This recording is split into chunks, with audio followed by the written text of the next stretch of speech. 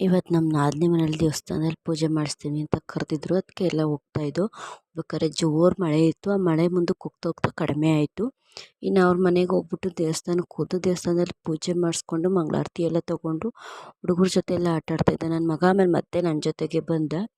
ಇನ್ನು ಪೂಜೆ ಎಲ್ಲ ಮಾಡಿಸಿ ಮಂಗಳಾರತಿ ತೊಗೊಂಡು ಪ್ರಸಾದ ಇಸ್ಕೊಂಡು ಮನೆಗೆ ಬಂದು ಪ್ರಸಾದ ಎಲ್ಲ ಮನೆಗೆ ತಿಂದು ಇನ್ನು ಆಮೇಲೆ ಮನೆಗೆ ಬಂದಮೇಲೆ ಮಳೆ ಸ್ಟಾರ್ಟ್ ಆಯಿತು. ನೈಟ್ ಮಲ್ಕೊಂಡು ಬೆಳಗ್ಗೆ ಎದ್ದರೆ ಬೆಕ್ಕಿನ ಮರಿ ಜೊತೆ ಆಟ ಆಡ್ತಾಯಿದ್ದ. ಅವ್ರ ಮನೆ ಫುಲ್ ತೋಟದಲ್ಲಿರೋದು. ಒಂಟಿ ಮನೆ ಚೆನ್ನಾಗಿದೆ. ಫುಲ್ ವೆದರೆಲ್ಲ ನೋಡೋದಕ್ಕೆ ಸಖತ್ತಾಗಿರುತ್ತೆ. ಅಲ್ಲೇ ಇರೋಣ ಅನಿಸುತ್ತೆ, ಆ ಥರ ಇರುತ್ತೆ.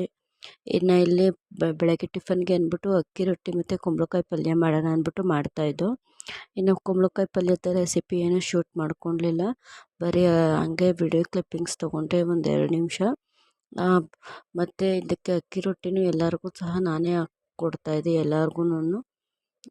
ಎಲ್ಲರಿಗೂ ಹಾಕ್ಕೊಟ್ಬಿಟ್ಟು